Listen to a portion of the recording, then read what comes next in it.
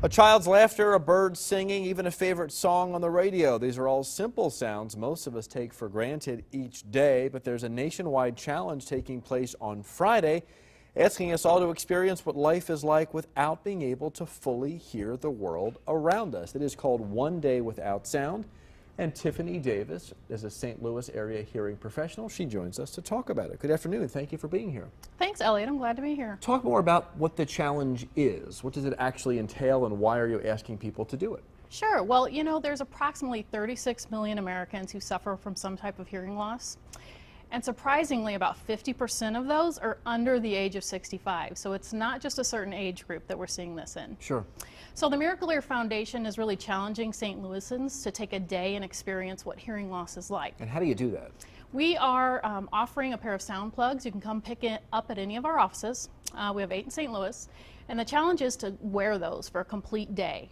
So you're going to be able to feel what it's like to live in a world without sound, kind of with a dampened sound around you, and to experience what hearing loss is. The idea is to kind of give people an idea of how much they're missing if they have a hearing loss and how much noise is really affecting them every day, so that they maybe take a look at noise damage and protecting themselves in the future. It's interesting because it is one of those senses that we all have, and yet it's probably one of those that we don't fully appreciate when it's missing until we actually experience that loss, if that makes sense. I mean, Yes. I wear glasses and contact lenses. I can't see anything, so I have a very clear understanding of what it's like, or a very fuzzy understanding of what it's like to not be able to see.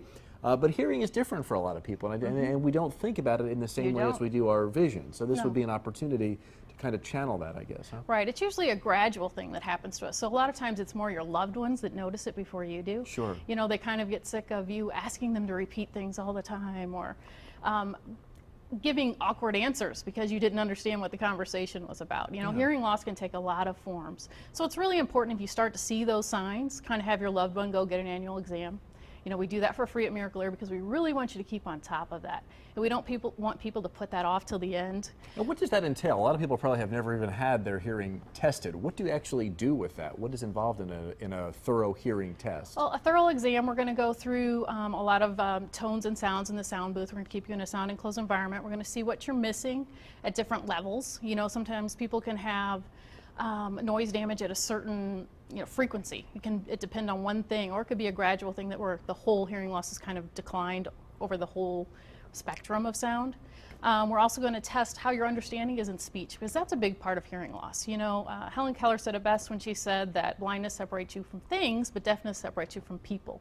So if you're not having that communication with people, you're really losing out on a lot of your life. What are the leading causes of hearing loss? Sure, it can be a lot of things. There can be ear infections, medical conditions such as heart disease or diabetes.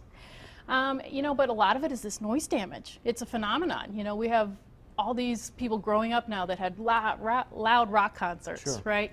And we're all really wearing those earbuds. We all love them. Non-stop, right? We all love them, but they're really damaging. You know, they sit so close down to your eardrum that they can really amplify the sound and create some damage. So we really ask you to follow a 60-60 rule, where you keep it below 60% of max volume and you keep it under 60 minutes a day. That's the best way to keep yourself safe. Okay, very good.